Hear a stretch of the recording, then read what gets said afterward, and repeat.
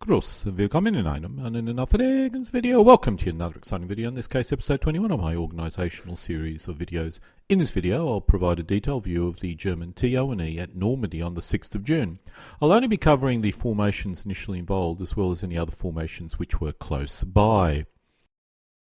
The research involved in this video will be used to create a detailed scenario for the D-Day landing as well as historically accurate formations for an ad hoc scenario generation system using cards. But besides that, this video will be fully rooted in historical analysis. So if you're not interested in figure or board gaming, this will nonetheless provide interesting information for the pure historian. You'll quickly discover when it gets into figure gaming territory and you can stop at that point. As indicated, the focus will be the German TO&E on the 6th of June in the vicinity of the Allied landing. This shows the German deployment on the 6th of June. The main formations involved were the 709th Static, 716th Static, 352nd Infantry Division and the 21st Panzer Division. Besides these divisions, we can also look at the other divisions that are close by. This map shows that. And a classic example is the 12th SS and the Panzer Lehr. Finally, this shows the divisions which were rushed into combat from the 6th of June to the 12th of June. In the first part of this video, I'll cover the formations based on credible information, primarily from NASFAGA and other reasonably credible sources. The 709th Static Infantry Division was a coastal defence unit assigned to protect the eastern and northern coast of the Cottian Peninsula. The foundational regiments were reasonably large, containing 4 battalions each. The German battalions consisted of Old German soldier, and the Aust battalions consisted of Georgians and Ukrainians. The 919th Grenadier Regiment was transferred from an infantry division. While all battalions were German, they were undermanned. Under divisional control there was an additional Russian, possibly Ukrainian, and 2 Georgian battalions, which were equipped with older weapons. The artillery regiment consisted of 3 battalions of what could have been captured artillery, possibly French artillery. The anti-tank battalion was possibly also equipped with French anti-tank guns. The division lacked motor transport and its formations were designed to fight in static locations, which had benefited from some level of fortification in the area. The 352nd Infantry Division was formed in occupied France in early November 1943 and became combat ready by May 1944. It was supposed to be been transferred to the Eastern Front but was instead ordered to remain in France. Its regiments were organised with 3 battalions each, which was unusual as most divisions after September 1943 used the 2-battalion structure. In theory this was a powerful division, but in practice the battalions were all under strength. The 726th Infantry Regiment was attached to this division, which came from the 716th Infantry Division. This formation was also under strength. The Artillery Regiment consisted of 3 light battalions of 12 10.5 cm guns each, and a medium battalion of 12 15 cm howitzers. The 716th Static Infantry Division had no combat experience and was one of the weakest divisions in the area. Many of the divisional troops were elderly Germans and conscripts from other German-occupied countries, especially Ukrainians. The division also had some young German conscripts as well. The regiment was organised into 2 battalions each, with 2 regiments containing a Ukrainian Aust battalion. The only 2 regiments were involved in the initial fighting on the 6th of June. As this was a Bodenstandisch or static unit, it was not equipped with standard configuration of vehicles and heavy weapons. Much of the divisional artillery and anti-tank guns were from captured armaments, primarily French I would imagine. There was an additional Aust battalion under divisional command. The 21st Panzer Division was created in France in 1943 using French vehicles, but before June 1944 it was quickly re-equipped with German equipment. The Panzer battalions consisted of Panzer IVs, Aus H, and some Panzer IIIs armed with the 7.5 cm howitzer. Supporting this was 1 company of Stug 3s, the 315th Company. The division contained additional AFVs in its assault gun and reconnaissance battalions. The 21st Panzer Division contained 4 Panzer Grenadier battalions. I have to assume one was equipped with half-tracks. It was likely equipped with the unique P107 half-track. in this particular case, rather than German equipment. I have to also assume the Panzer Artillery Regiment was standard, with 1 battalion of SB artillery and the remainder being towed by trucks. It's highly likely the self-propelled howitzer were based on French tanks, such as the 15cm SFH Aus Lorraine Schleppner. The 200th Assault Gun Battalion was equipped with French tanks converted into assault guns, such as the 7.5cm armed 39H and 10.5cm armed 39H. Marder 1s mounted on French Lorraine Schleppers were also used. The division also used the French Laffy tractors to tow the 8.8cm anti-aircraft guns. The Panzer Reconnaissance Battalion also contained armoured fighting vehicles. It was also likely some tank destroyers were in the anti-tank battalions. For the second part of this video, I'll fill out the structures of each of these divisions using standard TO&Es if I don't already have the information. This may be a little bit generous, but it will give us an idea of the details possibly associated with the division, because I lack full information of all the divisions on this particular day, unfortunately. When reading the accounts, I often come across the term under strength. However, I'm uncertain what this actually means. If we look at the 709th Static Infantry Division, one source indicated its strength was 12,320 men. Is this under strength? The next issue I had to deal with is what formations were included in this value of 12,320 men.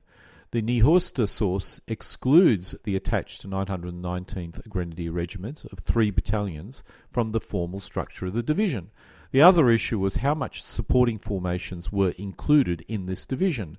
As it was static, its transport logistic formations would be rather small, and these normally took up a lot of manpower. The same applied to the tows, and transports of the other formations.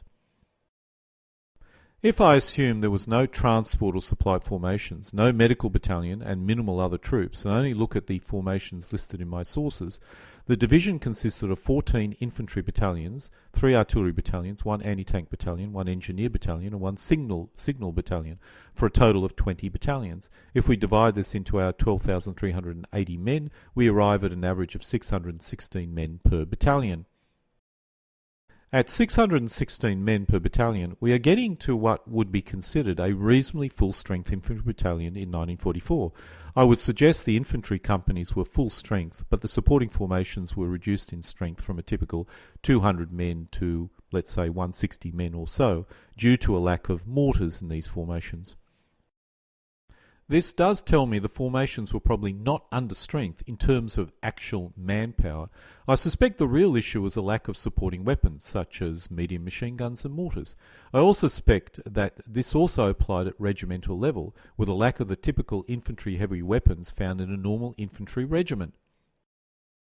One source I found indicated the 708th, 709th and 711th Static Infantry Division was armed with captured enemy artillery.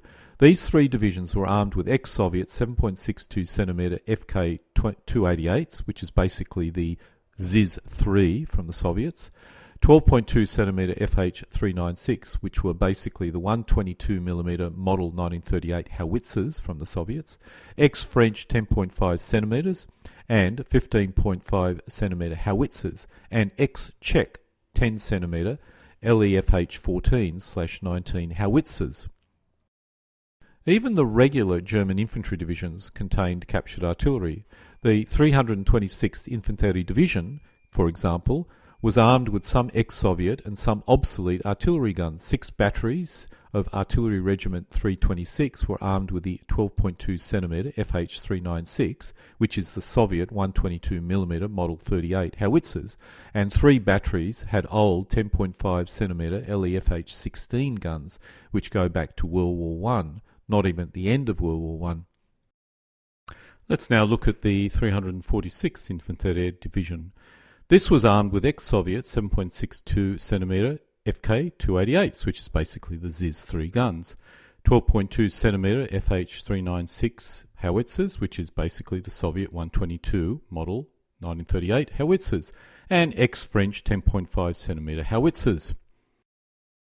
Let's now look at the 243rd and 265th Infantry Divisions. Both these infantry divisions were also armed with ex-Soviet artillery guns. Artillery Regiment 243's first two battalions were armed with a 7.62 cm FK-288, basically the ZIS-3 Soviet guns, and the third with a 12.2 cm FH-396 howitzer, which is the Soviet 122 Model 38 howitzer.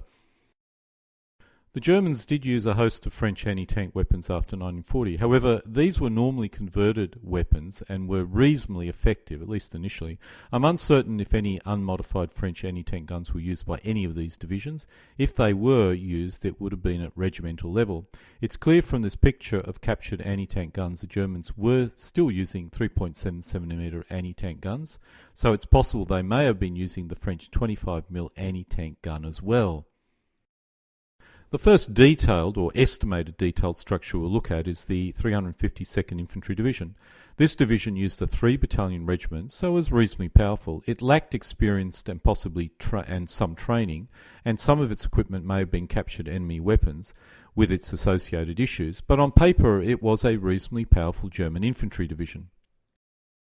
This shows the 352nd Infantry Division in a simpler format with the respective strengths of the battalion shown on the right. The 709th Static Division was surprisingly powerful, at least in terms of manpower. While weak in terms of supporting equipment, it represented a formation with a lot of infantry. This makes sense as the division was required to cover a reasonably large area of the coast.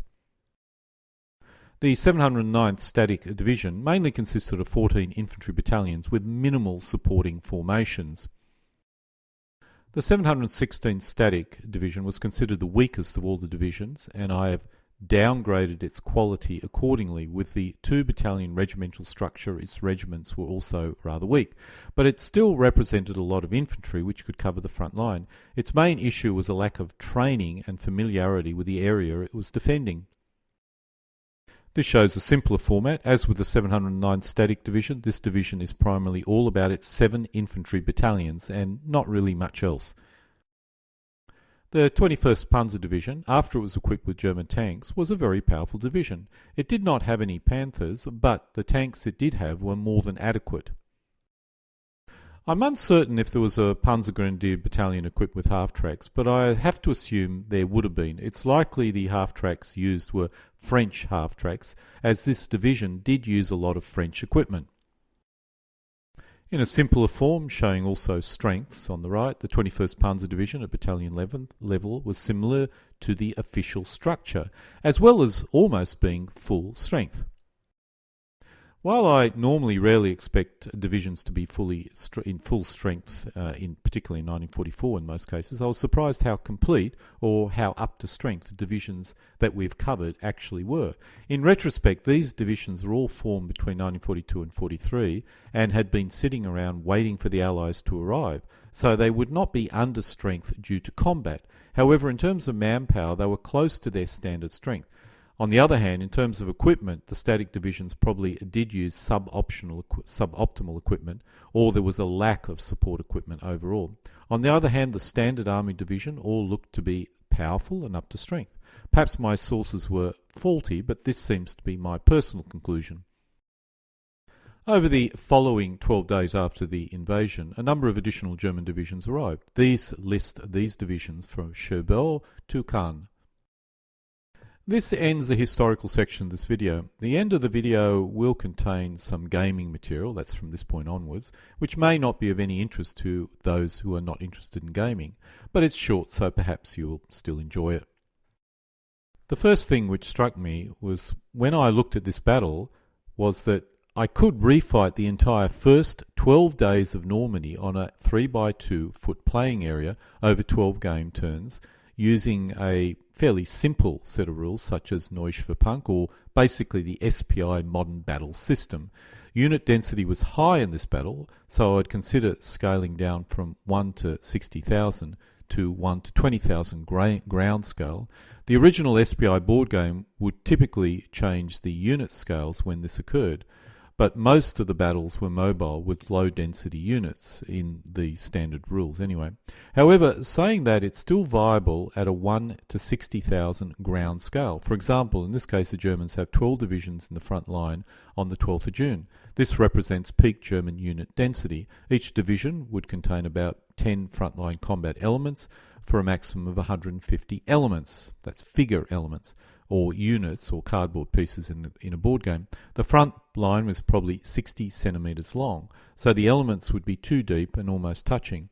This is dense, but certainly not unreasonable. The Germans could take the option of deploying infantry regiments instead of infantry battalions, which would dramatically reduce the number of figures, or cardboard pieces if it's a board game.